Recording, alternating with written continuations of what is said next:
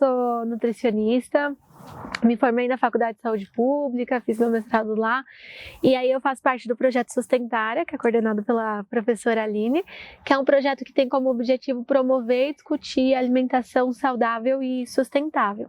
E aí o Sustentária, junto com o USP Sustentabilidade, que é um projeto novo da universidade que visa promover práticas ecológicas sustentáveis no campus, a gente faz essas oficinas mensalmente. Vamos começar de hoje, tá? A temática é de Dia das Crianças. Então a gente preparou uma receita de hoje, eu não vou contar o que é, porque faz parte da dinâmica, a gente descobriu o que é, mas é uma receita para mostrar como que a gente pode ter versatilidade no uso de legumes, né? Mas antes de começar, eu gosto sempre que a gente se apresente, então se quiser começar falando como que se já conhecia o espaço, que já veio, ou como conheceu a oficina. Eu sou a Silvia, sou professora da rede municipal, então hoje eu tive uma folguinha e consegui vir regar. Esse é o Theo, São Paulo, recebeu o convite pelo vô. Ah, que legal. Ele se empolgou porque ele gosta de comida, de fazer comida, e aí a gente veio. Ah, que ótimo. Eu trabalho no posto de saúde, na área administrativa, mas eu me formei nutricionista e quero fazer transição de carreira, então tudo da área da nutrição eu saio correndo para conhecer mais. Meu nome é Aline, eu sou nutricionista também, e sou professora da Faculdade de Saúde Pública e coordeno Sustentária junto com uma outra professora lá do departamento. Meu nome é Rafael, eu sou marido da Aline, trabalho também aqui pela Universidade Universitária. Mas nunca tinha vindo aqui nesse espaço ainda. Então eu queria começar com a matemática é Dia das Crianças. Acho que de representante a gente vai ter só o Theo, né? De criança. Mas eu acho que a gente pode ir fazer uma roda para a gente contar um pouco como que era a nossa alimentação, né? Quando a gente era criança, o que a gente comia, qual que era essa nossa relação também com o alimento, com a terra, né? Se a gente tinha acesso à horta, do crescimento até o prato, ou se já chegava pronto, se vocês também tinham contato com isso de cozinhar, de manipular os alimentos, acho que a gente pode ir trocando, né? Meu acesso ao alimento, ver, né, o alimento sendo colhido, sendo formado no pé, foram alguns, porque na casa dos meus pais tem uma terra e de vez em quando ela plantava um alimento ou outro. Eu tive muita restrição assim, com comidas, verduras, legumes, tudo certo. Depois de mais velho que eu comecei a gostar mais. Agora o Theo, a gente já, desde muito pequeno, ele come de tudo. Então, a minha infância sempre foi na terra, então tinha plantações, e eu também venho de uma escola rural, onde tinha horta, então minha alimentação sempre foi saudável. E eu não gostava de nada de verdura, eu era chata para comer, assim, muito chata, eu não gostava de nada. Eu gostava só eu não gostava do frango, gostava da pele do frango, gostava de umas coisas muito esquisitas. E ela tentava, ao máximo, fazer de tudo para eu comer verdura. Então ela fazia bolinho de espinafre, tudo ela transformava em bolinho, porque eu comia bolinho frito, né? Tudo ela transformava em bolinho, ou fazia bolo, ou fazia alguma coisa. Ela tentava me enganar para eu comer alguma coisa saudável. Quando eu era criança, eu morava numa casa que tinha um quintal que, para mim, parecia enorme. Né? Até porque tinha bastante variedade, né, principalmente árvores frutíferas. E tinha também uma hortinha. Como criança, eu tinha curiosidade, mas não tanto interesse. Mas hoje em dia, não é assim, né? A gente não tem quintal, não tem nada, então fica só a memória. Mas foi uma infância assim, minha mãe também era cheia dos bolinhos, tudo era bolinho de espinafre, de beterraba, de tudo. E é interessante, né, ver como que tá mudando a relação das pessoas com a comida. E aí hoje eu trouxe uma receita, e o intuito dessa receita, eu já vou dar um spoiler, que é um bolo. E o intuito dessa receita não é fazer que nem nossas avós e mães de esconder, né, os legumes, mas para mostrar que a gente pode também ser criativo na cozinha, né? A gente tende, né, a usar os legumes mais para coisa salgada, né? Então, para fazer uma salada, para fazer um refogado, para fazer uma torta salgada. Mas também a gente também pode usar, acho que a cozinha traz muito esse espaço para a gente ser criativo e usar para fazer que nem uma preparação doce, né? Quando a gente pensa em preparação doce, acho que a primeira que vem à cabeça é o bolo a primeira e única, né? Eu acho. É o bolo de cenoura. É o bolo de cenoura com chocolate. Então, e aí eu acho que é o que mais mais vem na nossa cabeça, né? E a cenoura, no bolo de cenoura, ela vai trazer a cor, então vai ser um bolo que vai ficar mais laranjinha. Ela também é um legume que é mais doce, então é um bolo que você sente um sabor adocicado para além do sabor do açúcar, né? Então acho que é o mais utilizado.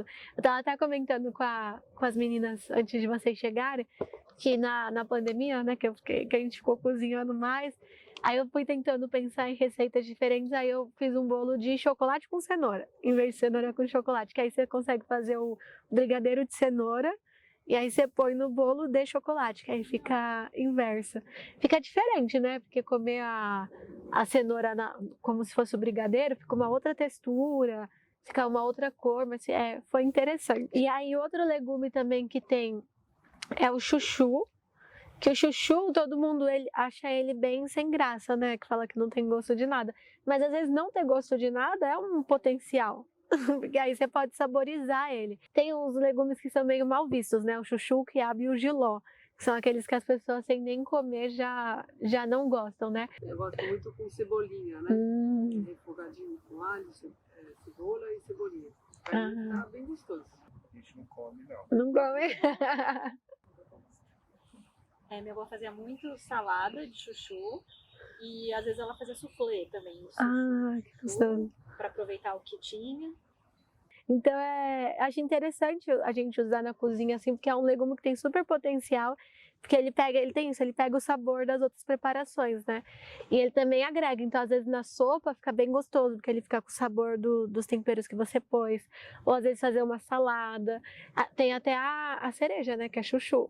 Muitas cerejas que a gente come, as pessoas boleiam o chuchu, e aí coloca numa infusão, né, que vai ter o aroma e a cor da cereja. E aí também tem a abobrinha que eu trouxe aqui, que a abobrinha eu acho que ela já é mais bem aceita, né? Mas a abobrinha, ela é um legume que dá pra gente comer não só o fruto, né, que eu acho que já é mais comum para as pessoas, mas ela também, quando ela cresce, ela dá uma flor amarela, que eu não sei se vocês já viram.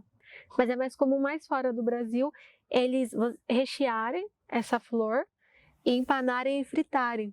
Então na Itália é super comum, como essa abobrinha é super comum lá. Aqui no Brasil ela é mais considerada uma punk, que é uma planta alimentícia não convencional. Então é uma parte da planta que a gente pode comer e não tem um gosto, tem umas florzinhas que a gente pode comer que tem um gosto forte às vezes, né? Que você sente que tá comendo perfume. Mas a flor da abobrinha ela é bem leve, assim, então bem gostosa. A gente sempre conversa, aí a gente prepara a receita e depois degusta. Mas hoje eu preferi fazer o inverso, porque aí eu vou degustar, a gente vai degustar a receita e aí vocês vão tentar adivinhar quais são os ingredientes que foram usados. Se quiser pegar um guardanapo.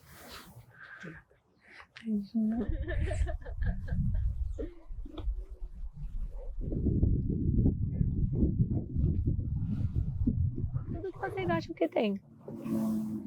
Acho que a primeira coisa que eu achei, aveia. Eu chutaria pela textura a abobrinha. Chuchu? Eu vou no chute também, eu acho que é chuchu. Chuchu. Tem aveia, cacau, né? E entre os dois eu chutaria o chuchu, mas Pra mim tem aveia, talvez tenha mais alguma coisa. Eu acho que tem o cacau. E entre os dois, eu acho que eu iria de abobrinha. Acho que o chuchu ganhou, né? Mas na verdade é a abobrinha. Vai a abobrinha, vai a aveia, que eu acho que todo mundo percebeu, e aí vai os flocos de aveia, né? Então acho que por isso que fica mais essa textura. Essa crocância que às vezes vocês sentiram é porque a abobrinha, quando a gente bate ela não bate toda. E como o tempo de forno não é muito grande, ela não se desfaz. Então às vezes fica essa crocância da abobrinha, o cacau, a aveia em flocos, óleo ou azeite e açúcar. E só. não vai nem ovo. Não vai nem ovo. E fermento, né? Às vezes tem crianças que têm intolerância, têm alergia ao leite, ou crianças que não podem comer ovo, né? Às vezes quando é mais pequenininho tem essas alergias também. Então a gente pegou essa receita e ela é bem fácil também Às vezes os pais querem preparar algum lanche para levar para a criança, ou é aniversário, quer fazer algum bolo que vai ser mais inclusivo para todas poderem comer, então a gente pensou nessa receita. Aí ela não cresce muito, acho que vocês viram que ficou bem fininho, mas aí para quem come ovo, depois a gente vai dar a opção que se você coloca um ovo batido, o ovo ele ajuda a expandir. Se não, dá para fazer em forminha de cupcake ou fazer em forma de pão, que aí ele fica num tamanho mais legal, que é o que eu fiz na forma redonda. E aí falando um pouco, né, de práticas culinárias, o principal papel da abobrinha nessa receita é trazer umidade. Por isso que vocês perceberam, né, que ela é um bolo que fica bem molhadinho, assim. Ele tem pouco tempo de forno, mas mesmo que você deixe mais no forno, ele continua úmido porque a abobrinha ela continua soltando a água durante o preparo. Vocês gostaram? Adorei. A gente já poderia, se estivesse em casa, ligar o forno. E aí a primeira coisa é ralar a abobrinha. Tá com a abobrinha aí, Theo? Tira essa casquinha. E aí eu não gosto de jogar fora essas aparas. Então uma coisa legal pra gente ter em casa é ou um pote pra deixar no congelador ou um saco. E aí sempre que você for cortar aparas de legumes, que realmente não tem como a gente bater isso no liquidificador, porque o meu pelo menos não é tão potente pra bater. Mas a gente vai guardando essas aparas e depois, quando tem bastante, dá pra você fazer um caldo de legumes. Você quer me ajudar a ralar, Theo? Sim. Olha. E aí o bom de fazer essas receitas com crianças também, lembrando que o objetivo não é mascarar a abobrinha no bolo, é que às vezes a criança tá aqui, ele tá vendo o que ele tá fazendo com a abobrinha. Então por mais que ele não coma uma abobrinha refogada, pelo menos a má impressão do legume a criança vai tirar, porque ele vai fazer o bolo, vai ver que o bolo é gostoso. Então isso ajuda a criança a ter abertura para provar outras coisas. Você cozinha em casa, Theo? Não? Você vai fazer esse bolo em casa depois? Sim. Quer ralar mais ou você já acha que já deu? Acho que já deu. Já deu? Cansou?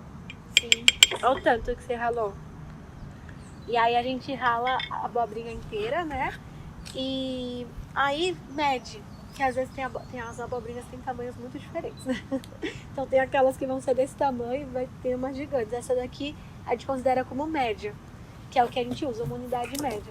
Mas aí usa a que você tem em casa em média, até das 2 xícaras. Nenhuma vai dar menos que 2 xícaras, que elas rendem bastante. Mas aí mede, porque se colocar muito, vai soltar muita água, o bolo não vai ganhar textura. Então mede até dar 2 xícaras. E aí o que sobrar pode guardar, ou você pode pôr no saco das aparas para fazer o caldo, ou você guarda na geladeira para refogar depois. Ou então para quem toma suco verde, também dá para bater no suco, como não deixa muito sabor residual, ou põe na salada. Pro lixo não vai, né? Dá pra enfiar em qualquer preparação. Colocar no ovo também dá pra fazer. E aí o que a gente faz? Aí a gente vai pegar essa abobrinha que a gente ralou e vai colocar no liquidificador e vai bater com o açúcar e com o óleo. O óleo ou o azeite. E aí a gente coloca, eu prefiro usar óleo, porque o azeite ele me remete a coisa salgada e o azeite ele deixa um residual, né? Aí eu já testei antes uma receita com raízes com azeite, me lembrou muito coisa salgada. Pareceu que o açúcar estava no lugar errado, aí eu prefiro usar o óleo. Como é pequena quantidade, nutricionalmente não vai fazer muita diferença ter o azeite ou não. E aí a gente vai pegar, bater no liquidificador, normalmente bate na tecla do pulsar, que aí ele vai indo. E aí não precisa bater tudo, se quiser deixar uns pedacinhos, eu prefiro porque traz essa crocância que a gente teria se colocasse uma castanha sem precisar pôr a castanha. Acho que ela fica bem... ela não fica molinha, ela fica com a resistência ainda. E aí a gente vai bater e aí ela vai ficar essa misturinha verde. Que aí, se você quiser um bolo verde, aí você pode já misturar os outros ingredientes direto aqui. Se não, se for um bolo de chocolate, aí você adiciona o cacau. E aí, ó, fica com um cheiro bem gostoso. Quer cheirar, Theo? Tá bom? Muito. Muito? Tem cheiro de natureza, sabe? Fica bem gostoso, um cheiro bem herbal. E aí a gente vai agora misturar os ingredientes. Você pega pra mim, Theo, esses potes de vidro? E aí agora a gente vai misturar. Você quer misturar, Theo? Sim. Pode pôr tudo isso de aveia, que aqui eu já deixei 2 xícaras. E eu adoro esses reaproveitar vidro, gente. Fiquei super feliz que agora tá dando pra trazer esses pras oficinas. Que às vezes dá até pra gente já porcionar eu tenho feito isso. Eu já porciono na quantidade que eu vou usar, que nem a aveia eu uso mais pra bolo. Então eu deixo nesse pote, que a maioria das receitas é 2 xícaras. Aí você só pega, põe e já repõe depois do pote maior, sabe? Aí já deixa mais prático. Você quer abrir, Théo? Sim. Isso. Pode pôr tudo. Acho que eu vou fazer o seguinte, que eu vou... Coloca a aveia, mistura bem. Eu uso flocos finos, mas pode usar os flocos grandes também. A diferença é que quanto maior a aveia, mais textura ela vai ficar. E eu não bato a aveia no liquidificador, porque a aveia, quando está em contato com a água, ela começa a soltar uma mucilagem. E aí ela fica muito... Fica tipo um mingau, ela vai formando um mingau natural e às vezes atrapalha e o bolo não consegue crescer, ele fica embatumado, sabe? Bolo que não dá muito certo. Então por isso que não bate a aveia junto. Assim como farinha. Às vezes muitas pessoas fazem bolo de cenoura, que é de liquidificador, e dá errado porque bate a farinha no liquidificador. Com farinha, a aveia, sempre que for para fazer bolo é bom misturar sempre depois, porque senão ela vai soltar muita água, os vegetais eles soltam muita água e aí embatuma. Aí fica aquele bolo que não... Fica tipo um pudim, né? Que não assou. Mexeu? Sim. Vamos pôr o cacau? Sim.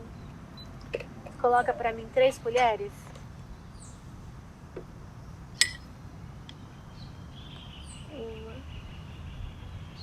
Aí pode ser bem generoso também. Fica a gosto. 2. 3. 3? Muito bem. Aí pode misturar mais. Tudo bem. Melequento. É. E fica melequenta, principalmente por causa da aveia. A aveia com um pouquinho de água, ela já começa a dar esse aspecto de mingau. Deu? Acho que deu. Deu? Deixa eu ver aqui. Mais um pouquinho. Muito bem, Théo. Ficou muito bom. Tá gostando? Sim. Vai querer fazer em casa? Sim. Ó, e aí você mexe, ele fica assim, ó, gente. Quer mostrar pra ela, Théo, na câmera? Sim.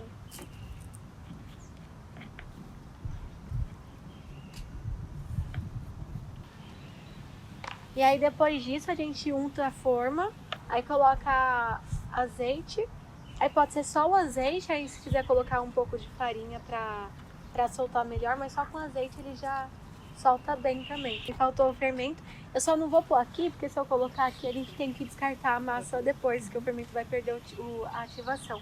Mas aí é só colocar uma colher de sopa de fermento, e aí você só incorpora, né, pra não ficar residual. Porque quando você não incorpora o fermento direito, o bolo até cresce, mas ele fica salgado. Ele vai ficar com partes salgadas, porque o fermento ele tem esse gosto. E aí ele fica, se colocar muito, ele fica amargo. Então a gente coloca uma colher de sopa só, e aí mexe, aí ele já vai dar uma pequena infladinha. E aí coloca na forma e em 20 minutos já vai estar pronto. Ou em forminha de cupcake, 12 minutos já tá pronto. E aí é bem simples. Théo, você achou fácil ou difícil? Fácil? Você vai passar para os seus amigos fazerem? Sim. Sim? Mas aí trouxe essa receita para mostrar, que é uma receita também a gente pensou num grau de complexidade que desse para a criança fazer. Claro que sempre tem que ter um adulto perto, né, na hora de tirar as aparas, para ajudar na hora de ralar também, na hora do liquidificador. Mas a mistura em si, pôr na forma, já é o que a própria criança pode fazer. E é muito legal, porque trabalha muito coordenação. Então isso dele pegar o pote, virar, e tudo bem, às vezes vai cair um pouquinho fora, mas é uma receita que não faz bagunça também, né? Então, por mais que ele coloque e saia um pouco fora, depois é só passar um pano e já resolver a parte de ralar também, a parte de porcionar, de contar quantas colheres são. Então é uma coisa muito legal da gente fazer com as crianças em casa. Às vezes até quando vão os amiguinhos em casa e a gente, né, quer fazer alguma atividade com a criança, até fazer uma receita legal, porque a criança o Theo ficou bem concentrado, né, no preparo, né, Theo? Sim? Na hora de ralar, na hora de misturar, a criança ela fica concentrada. E aí é bom, você já comia abobrinha, Theo? Como que era? Você já tinha provado? Não. Não? Já. Já. É que você não come muito, é. Mas o que você gosta de comer? O que você mais gosta de comer? Macarrão? Sim. E de legume, o que você mais gosta de comer? Brócolis. Brócolis? Que gostoso, muito bom. Vou pensar em umas receitas com brócolis também. Eu mando pros seus pais, tá bom? E acho que é isso, gente. Aí a gente faz.